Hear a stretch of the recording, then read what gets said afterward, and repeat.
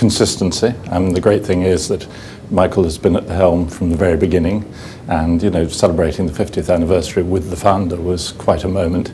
The other thing is attention to quality.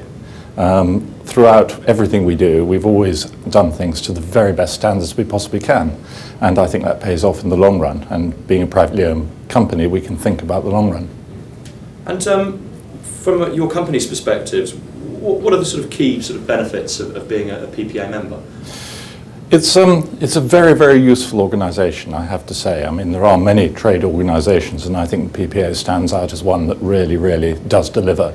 Particularly when there is an issue, a political issue or a trade issue where we need substantial lobbying and coordination of our business. And the PPA over the years has done that incredibly well.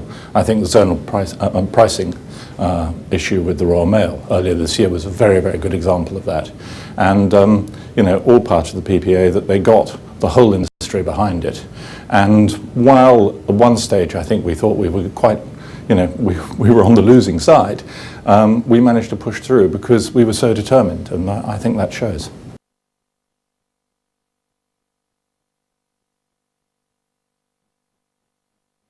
We're lucky in the sense that Haymarket has a presence in all three of those pillars, so it particularly suits us, it has to be said, but I think it gives an equal voice to all sides of it. I think perhaps in the past the business publishers have felt slightly that the conversation is very often dominated by consumer issues, and I think this way we can redress the balance and we can get some really good debates going at those within the pillars where more time can be devoted to the special issues of that particular discipline.